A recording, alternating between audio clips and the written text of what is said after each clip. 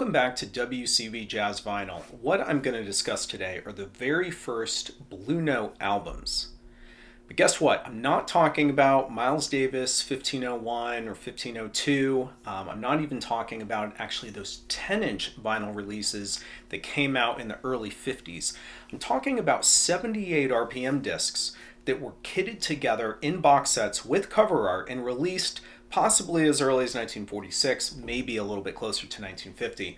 And I feel like these releases are relatively unknown these days. And why I want to talk about them is because this was sort of right before the turning point for Blue Note, where they shifted to modern jazz releases, and because they sort of represent sort of the earliest concept of Blue Note creating what we today consider albums. And it just so happens that I have each of them. So I can show you what they look like. We'll even actually listen to some clips, which I know is unusual for my channel because the music happens to be in the public domain. So we're actually able to do that because basically anything that was recorded 1950 and earlier is now in the public domain. So that's what we're about to get into. If you'd like, you can hit the subscribe button so that you're notified when I post new content. Of course, you can like this video as well, and you can follow me on Instagram at what_can_brown. And otherwise, let's just get into it. All right, so a video for the history nerds out there, myself included. But don't worry, we're not just talking about sort of stodgy music. I mean, some of this is a little bit stodgy, but again, I wanna like really anchor to this point that this was the this was the shift. This was like the middle point between some of that sort of earlier stuff and what Blue Note would become. So let's kind of explain maybe a little bit more context, and then we're going to go one by one through these five albums, and I'll show you again. We'll show you and we'll listen right to what they are. So some of you may be aware that the Blue Note label started was founded in 1939, and at that time they were releasing what I would call traditional jazz. So what's included? Swing, stride, sort of Dixieland, right? Other early styles. Somewhere around 1946 to 1947, the label started shifting its attention to more modern music. Just, modern for the time anyway, right? So this was when we started to see Thelonious Monk lead sessions. We started to see Art Blakey appear really in that, starting in like 1947 to like 1952 period is when Blue Note sort of shifted toward this modern style. And all of this was before vinyl, right? Before the vinyl medium. So we're talking about those brittle shellac discs that were spun at 78 RPM. But something else happened that at that time, in addition to sort of the appearance of some of these modern jazz musicians, the label started paying attention for the first time to its presentation by actually releasing some of these 78 RPM discs with cover art. Now, obviously they weren't the only outfits that were putting out music with covers at this time. In fact, if you've been to an antique store or like a flea market, you've no doubt come across either, sort of branded, 78 RPM box sets. I mean, sometimes they're homemade, right? They look like, they almost look like photo albums, but sometimes they're branded. And I think probably some of the ones that might stick in your mind are those Norman Grantz's Jazz at the Philharmonic series that came in these like, sort of harder case, kind of box sets. But why I think this is particularly interesting for Blue Note versus some of the labels that perhaps innovated this is that Blue Note was a label that was so well known for its artwork. And that makes it interesting. So in addition, they didn't just release, say, individual discs with covers. They actually kitted multiple discs together in a box set, again, with album artwork, effectively creating the very first albums for Blue Note with one track on each side. But because they had three discs, you had 6 tracks, and 6 tracks sure does make an album. In fact, a lot of Blue Note albums really limit themselves to just sort of six individual tracks. So I love this idea. I love this idea of this happening at this time and it being 3 discs and that kind of getting around the towards like the idea of a sort of holistic album, because it feels like it sort of set the stage, right, for everything else that would happen with Blue Note and would happen with some of these other labels. All right, so let's see if we can do this without breaking anything. So the very first one with catalog number 101 was by a saxophonist named John Hardee. So Hardee played the tenor. He was 28 years old at the time of these recordings. He had previously played professionally in the 1930s, but he went into the army. He fought in World War II. He exited the army, played with Tiny Grimes, and then he led some sessions for Blue Note. And take a look at this box set here, and you can see that it features obviously Hardee prominently on the cover. It does reference Blue Note Records here, obviously without the recognizable label, and otherwise it's relatively limited. It just kind of says tenor sax John Hardee. So at this time, and this was true across labels, they weren't so much interested in coming up with innovative like names for the albums. These really seem to be sort of calling cards for these musicians. They weren't you know, it wasn't necessarily the case that people were going to remember an album because albums basically didn't exist. They remembered individual tracks. And so these calling cards or business cards essentially would act as something that, that radios would remember, radio stations would remember and play. And people would remember and want to go hear these guys live because that is where they made their money. They didn't make their money selling this stuff. So in any event, this item is very interesting because it's like the very first Blue Note album, if you will. And again, I just feel like it's not too well known. So on the spine, you can see John Hardee, tenor sax, Blue Note, album 101. It actually does indeed have liner notes, which is, if I can show it, which is super cool.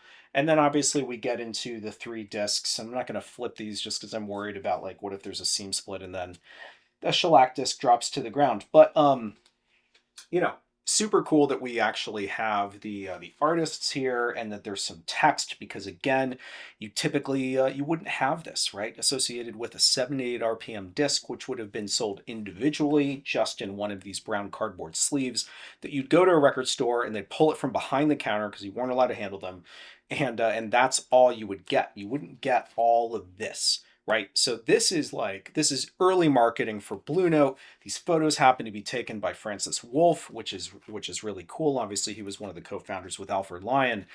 And so this, I think, just a great way to start it because John Hardee, even though he's not necessarily the most well-known musician today, was certainly a step towards the modern style, which is kind of the point of me even, or sort of the context that I set up front, right, with this video. Okay, so let's talk about this music. So this first session, and when I say first session, right, so there's multiple sessions across the 3 discs here. So the first session was recorded at WOR Studios in New York on February 28th, 1946. In that session, in terms of the lineup, you had Sammy Benskin on piano, you had Tiny Grimes on guitar, John Simmons on bass, and Sidney Catlett on drums. Did I even possibly get that right? So what's interesting is this one says Jimmy Shirley is on here, is here on guitar as well, and I said Tiny Grimes, and Tiny Grimes is on guitar, so that must be one of the 3 sessions. So that particular session that I just mentioned produced the 2 songs on a single disc with catalog number 513, as well as 2 songs for catalog number 514.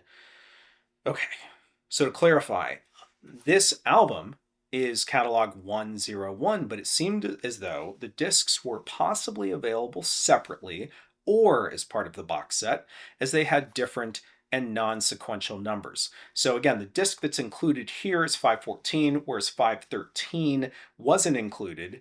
And I mentioned that from that session, there were some tracks that appeared on 513 and some appeared on 514, but guess what? Only 514 is here. Anyway, the 2 songs were titled Idaho as well as Hardee's Party.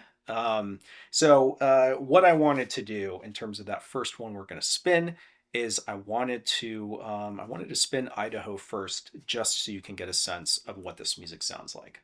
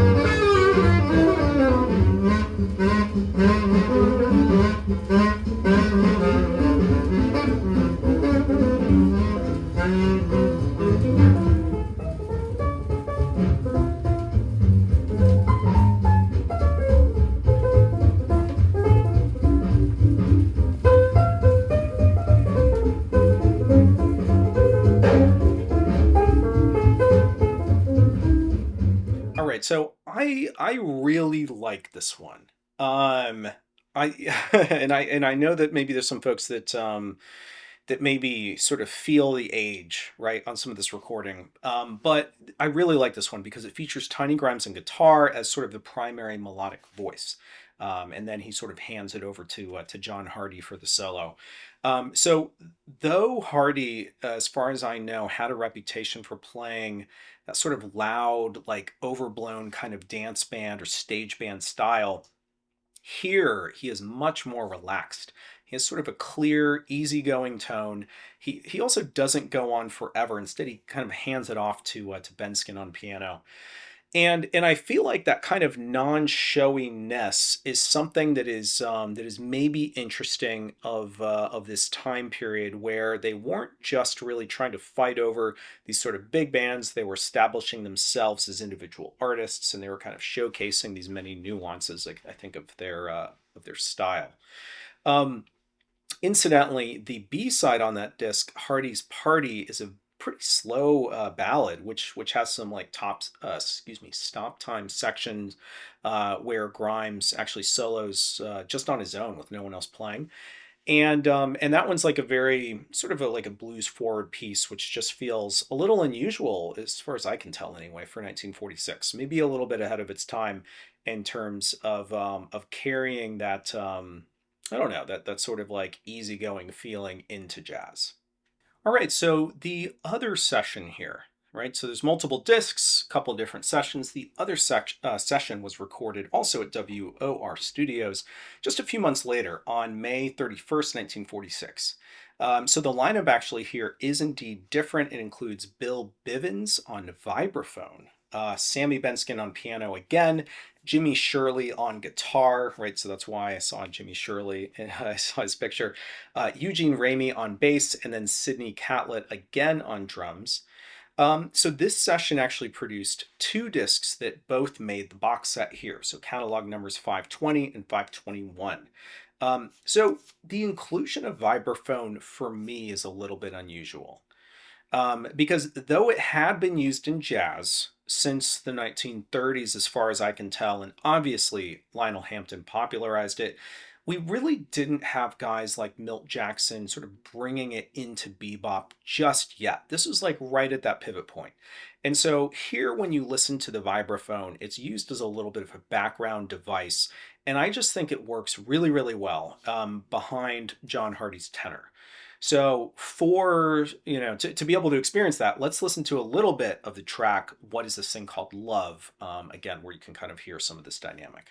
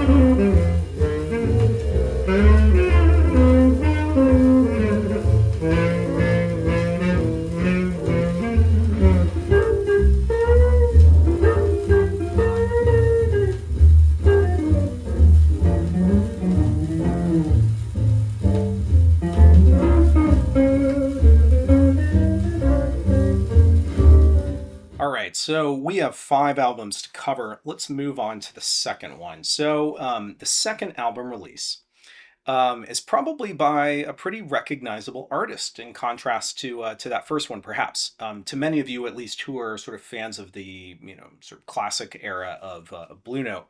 So this one is by Ike Quebec. So this is catalog number 102, and the discs included are catalog numbers 510, 515, and 516. So Ike Quebec. So he was an artist very active in the 1940s, and after gaining a reputation as the label's biggest jukebox star, which he was in the 40s, he became the A&R person for Blue Note and was responsible for bringing in really a number of artists, including Thelonious Monk, including Dexter Gordon and Bud Powell. So he was sort of scouting that next thing in jazz, and he was bringing it to Blue Note. He actually stayed in that role, in that A&R role, until his death. So he died very young in 1963, and at that point, Duke Pearson took over. So if you look at the back of your Blue Note jackets from 1963 onward, and you see Duke Pearson producing or references the A&R person or being the composer of a number or arranger of a number of the tunes, it's because he was on staff with Blue Note in addition to putting out his own music. So on this sort of second box set, there were 3 sessions that produced the 3 discs here. And again, similar to the other one, we also have a spine, perhaps a little bit more difficult to read. We also have the liner notes, right, which is super cool. So again, 3 sessions. The first was on September 25th, 1944. So before those John Hardee sessions, but still released in this box set format in 1946, perhaps. It's kind of dicey, like when was it released, right, versus when it was recorded. But anyway, the first session, let's see, included Jonah Jones on trumpet, Tyree Glenn on trombone, Roger Ramirez on piano, Tiny Grimes again on guitar, Oscar Pettiford on bass, and J.C. Hurd on drums. So my favorite of the 2 tracks from this particular sort of first session is the song If I Had You, which is sort of a swinging ballad. And I thought this would be a good one to start with.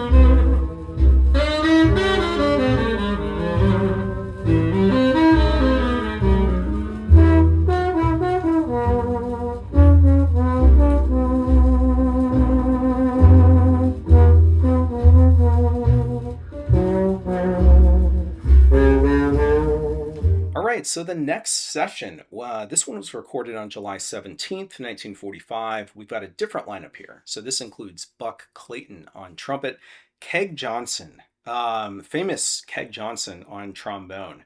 So he was like more of an old school guy. Roger Ramirez again on piano, Tiny Grimes on guitar, J.C. Hurd on drums, and Gretchen Monker on bass.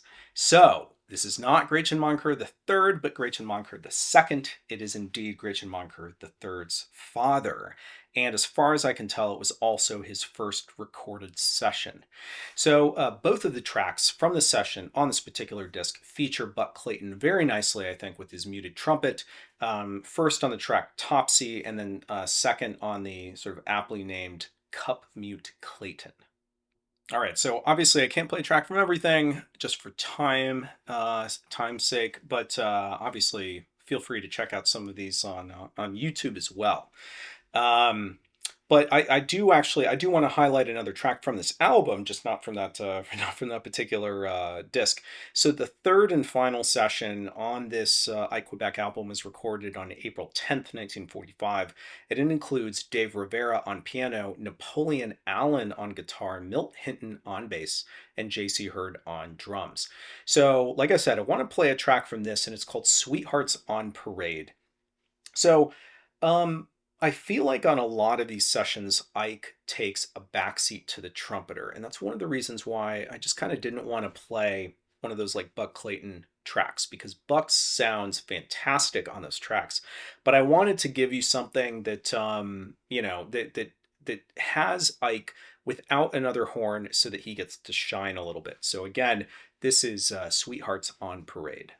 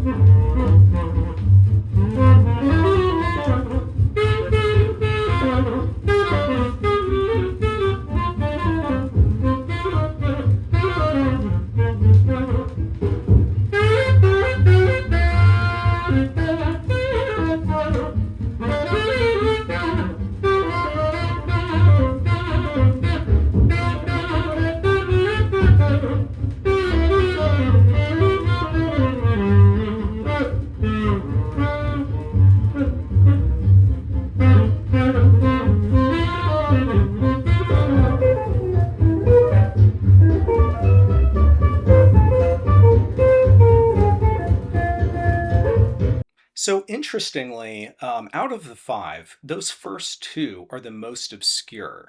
And so, therefore you probably have the least familiarity with them, because the content was actually not reissued by Blue Note again until like the Mosaic series, which I think was it like the 80s or the 90s or something.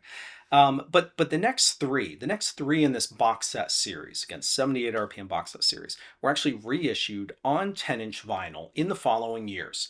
But again, were put out first in the 78 RPM format. So catalog number 103 is by the Art Hodes Hot 5, which consists of tracks from a single recorded session. So each of the three discs, just one session. So the lineup across these includes Wild Bill Davison on cornet, Sidney Bechet on soprano, as well as clarinet. Art Hodes obviously on piano, Pops Foster on bass, and then Fred Moore on drums, and he actually has some vocals too. Now, I know that the tendency is to want to write off some of this type of stuff as Dixieland, but I think that the track Save It Pretty Mama has enough interest, sort of enough New Orleans tradition to keep your interest. So something to listen for is I'll sort of call it like indifference of Sidney Bechet's lines to Wild Bill Davison's. So, of course, these two musicians are aware of each other and indeed very much connected to each other in terms of what they're playing. But I love these sort of simultaneous melodies going at the same time, which was common for jazz music at the time, and it would sort of forecast more experimental styles in the 60s.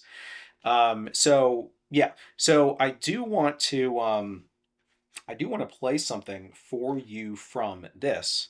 But first, so again, this is what it looks like. Obviously, we still have the similar type of spine.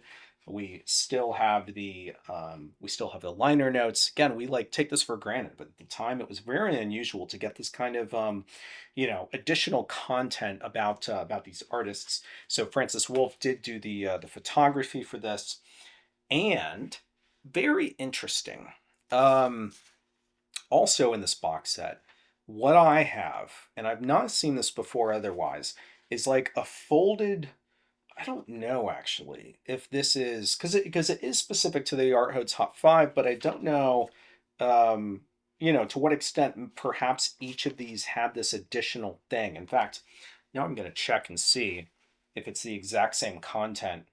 And it is. So this is kind of interesting. So the very same liner notes that are listed here also was put out separately in this kind of like one sheet, which, again, is just kind of interesting that they would sort of pull it out, do it separate.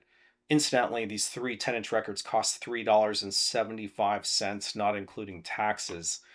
I'll do the calculation and tell you later in this video, but this is an expensive set for the time, right? So very, very interesting.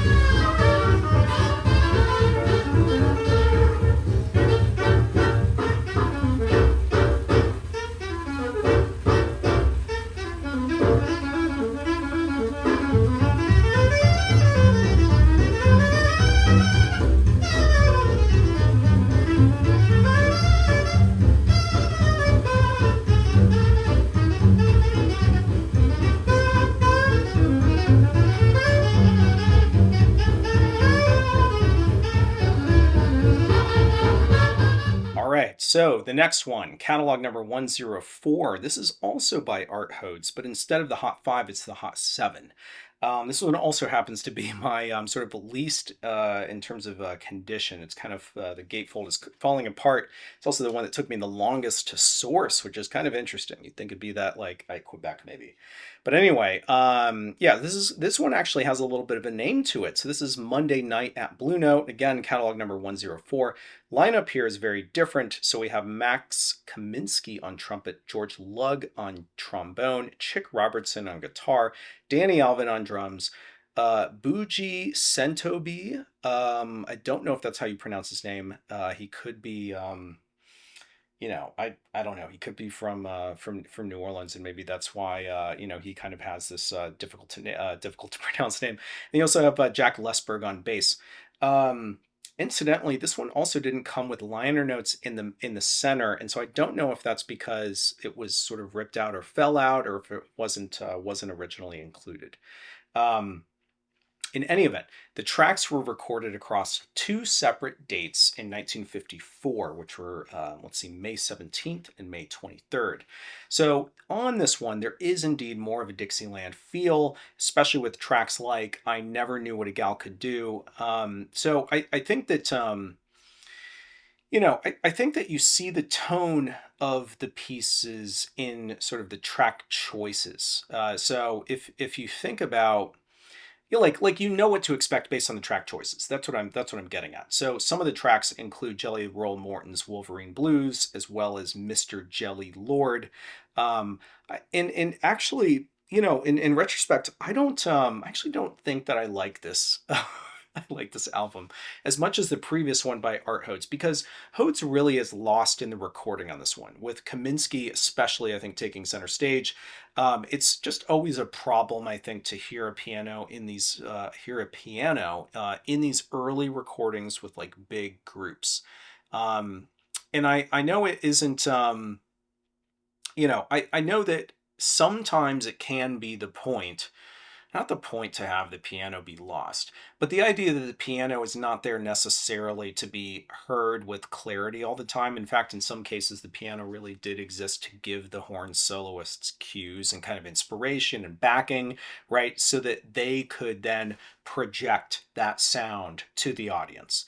Because in an microphoned or amplified kind of environment, you're not always going to hear that piano, but the musician will hear the piano they know where they are in the piece, and they can do that kind of virtuosic solo. But for me anyway, I think that the sessions here just feel a little bit old fashioned to me.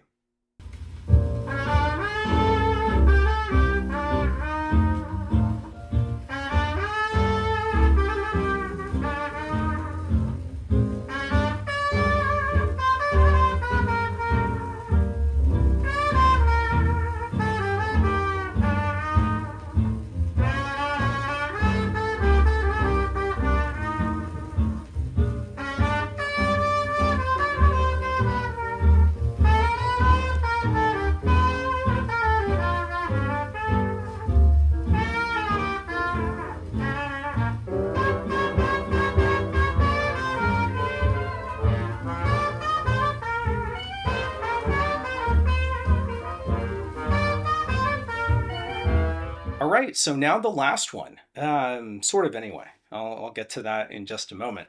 So this is catalog number 105 with Sidney Bechet's Giant of Jazz.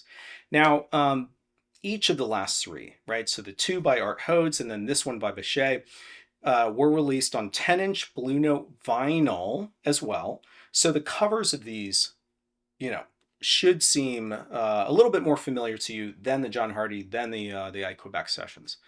So this one includes Walter Page on bass, Wild Bill Davidson again on cornet. Let's see, Fred Moore on, what does Fred Moore play? Oh gosh, I'm losing my mind. On drums. Let's see, Wilmore Slick Jones on drums as well. So they sort of trade off depending on the session. Art Hodes on piano, Ray Deal on trombone, in addition to Sidney Bechet on soprano. So all of the music here was recorded at WOR Studios on just 2 days, January 21st, 1949, and March 23rd, 1949.